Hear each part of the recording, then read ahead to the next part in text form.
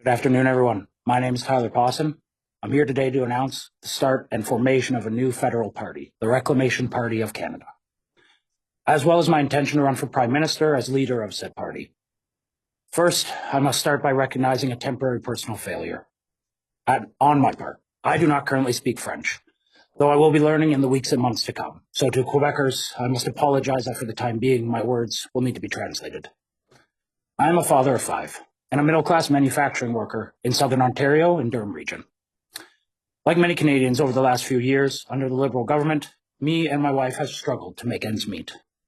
It is both my belief and what I feel to be obvious that Canadians are both financially and mentally exhausted.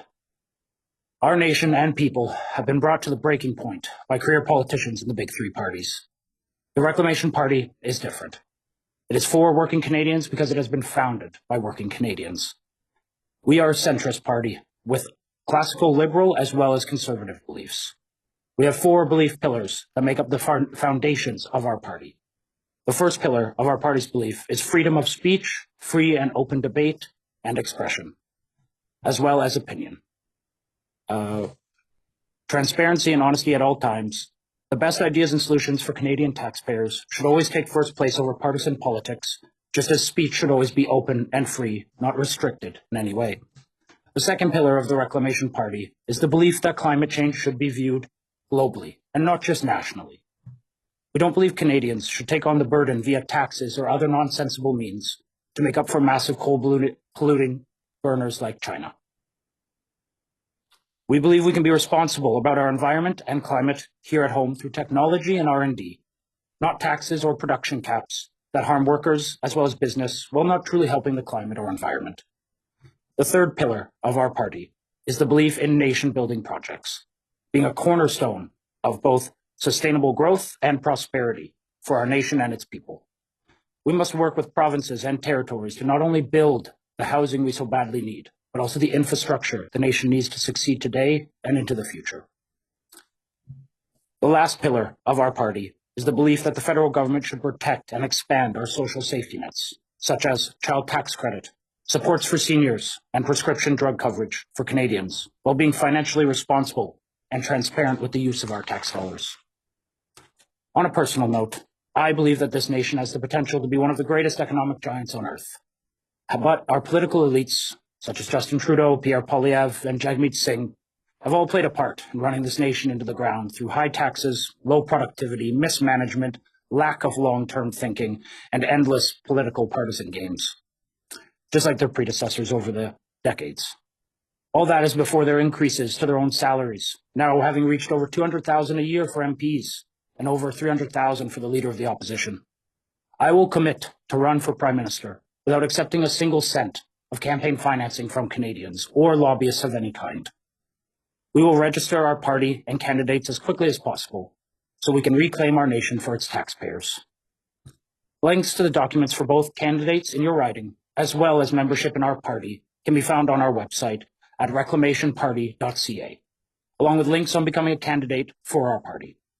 The Reclamation candidates will be everyday Canadians, and they will run in their ridings on the merits of our plan and the need for real substantial change for our nation and people, not the interests of corporates, lobbyists, or groups or foreign governments. We shall run our campaigns solely on social media and door-to-door. We will have candidates operate social media pages for themselves and will run our singular website for the party itself that I will personally pay for. Our party will be free to join, and all Canadian citizens, no matter the side of the aisle, are welcome in the Reclamation Party. Should you agree with our beliefs, as well as our plan that I will give some highlights of in a moment, I ask you to join our movement. I ask you to join our party and to run in your ridings as candidates to bring a reclamation Canada so desperately needs.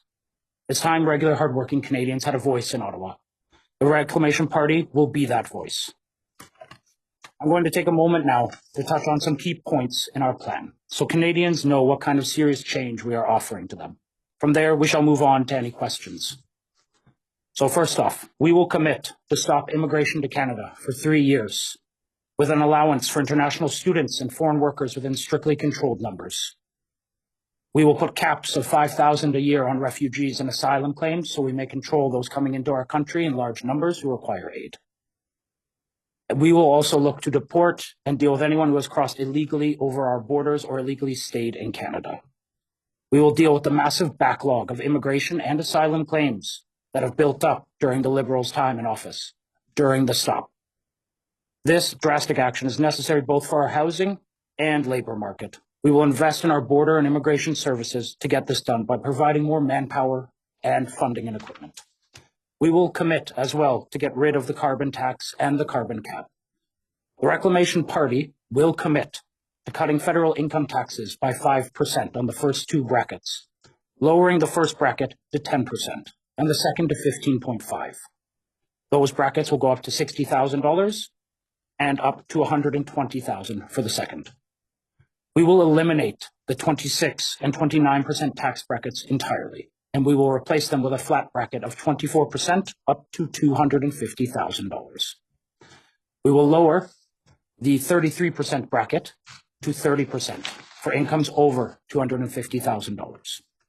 We will get rid of the illegal capital gains tax hike.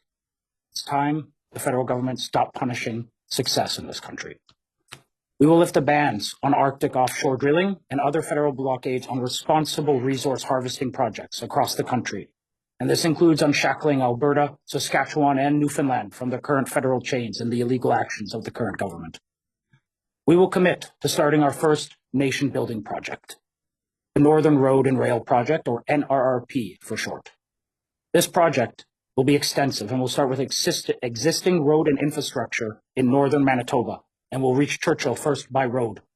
Then moving up from, it'll reach Churchill from road from Sundance, Manitoba, then moving up the coast of Hudson Bay into Nunavut, reaching Aravat, Rankin Inlet, and Chesterfield Inlet. From Chesterfield Inlet, the road and railway will head west to Baker Lake in the interior of Nunavut. From Baker Lake, the road will continue west towards the Northwest Territories and eventually connect into existing infrastructure to provide access to Yellowknife. The new Northern Railway will be paired with the roadway and interconnected with the current lines both at Churchill and Hay River on Great Slave Lake. We will build major rail terminals in Rankin Inlet, Baker Lake, and in Yellowknife to see them become future hubs for the movement of our resources in the north. This new national rail line will see us work out a deal with CN and other parties for their use of this railway and its terminals per a lease or other such agreement to the benefit of Canadians. This road and rail line will allow access to Nunavut like never before, both for local Inuit, tourism, and businesses, with over 2,600 kilometers of new road and rail. We are prepared to double down on this commitment as well by committing to moving forward on funding the Grey Bay Port project and ensuring it's fully interconnected via rail and year-round road access to our Northern Rail and Road project, as well as Yellowknife, of course. This is only stage one of a long-term, three-stage national rail and road expansion plan should we form government. To start this project and begin paying for it, as well as taking quick action to start to fix other serious issues with our nation, we will commit to putting forward a motion to stop foreign aid payments for 4 years. If successful, funding from year one stop will start construction of the road and railway, with $6 billion separated from the $15 billion foreign aid budget. The $6 billion will be used for military procurement of new equipment for our military's ground forces that they desperately need. The second year's funds will see 3/4 invested in the road and railway, but prior to that, $8 billion will be separated for healthcare investment. The $8 billion will be split into $6 billion to be handed to the provinces and $2 billion to the territories. This will be distributed equally across both territories and provinces who receive these funds. This $8 billion split into 2, 6, and 2 for the territories will be used for healthcare investment, focusing particularly on hospital equipment and hospital facilities. From new equipment to new hospitals and facilities, this will aid provinces and territories in providing access to care and better services overall that our people desperately need. This will be separate from the normal healthcare transfers. All remaining funds from the second year's freeze will go to non-for-profit homeless and aid addiction groups here at home, so we can help people get off the streets and off drugs like fentanyl that are destroying their lives. I will commit personally to meeting with premiers quarterly at minimum for my entire time as Prime Minister. I will work with premiers on lifting trade barriers between provinces and territories that could potentially raise our nation's GDP by as much as 4%. It should not be easier for our provinces to trade with northern states than with each other. We will commit to an end of all internet censorship and hate speech laws, and we will hold a national referendum on free speech replacing freedom of expression, so we can protect speech on both sides of the aisle for all Canadians. We will commit to spend our first year with a heavy focus on our military's ground forces. We will look to enter talks with South Korea for possible replacement of our Leopard tanks with brand new K2 Black Panther tanks, as well as expanding our fleet and forces with an intent to purchase 200 new K2 Black Panthers, regardless of if we keep or replace the Leopards. We intend as well to purchase the K9 Thunder mobile artillery unit.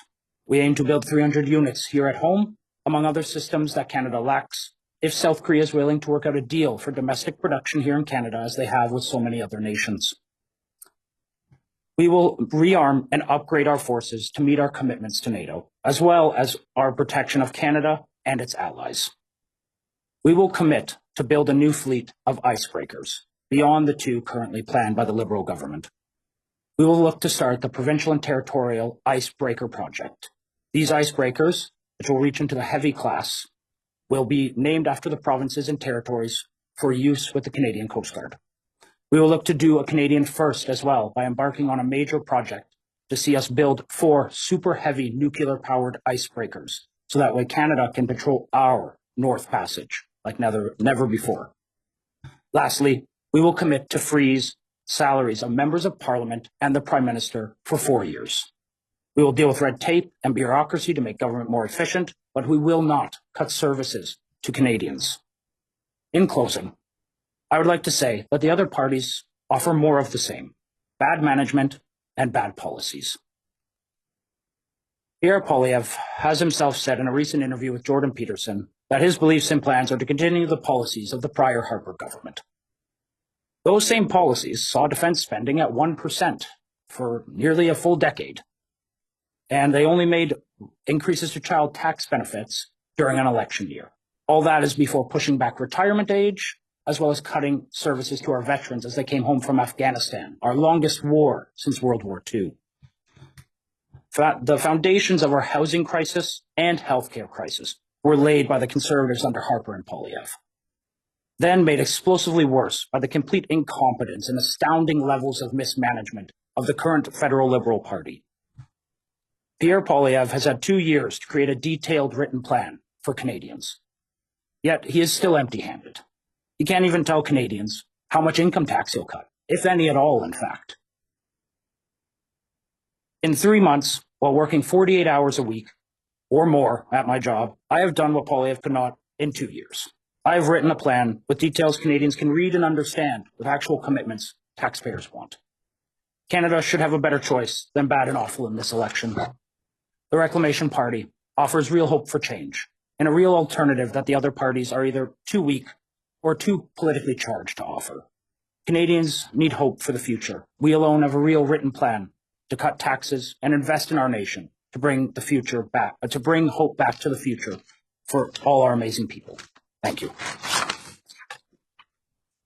For journalists joining on Zoom, if you have a question, please use the raise hand function. Pour les journalistes qui ont joint en ligne, s'il vous plaît, utilisez la fonction main levée si vous avez une question. Is there something you would like to add to your statement?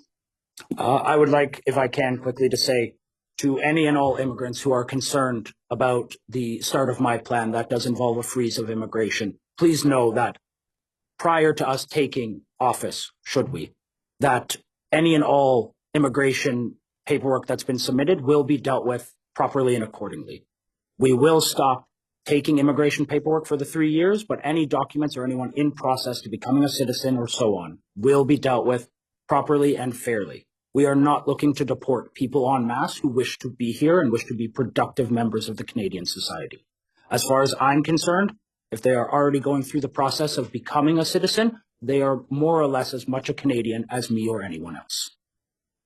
Thank you. This concludes the press conference. Merci. C'est ce qui conclut la conférence.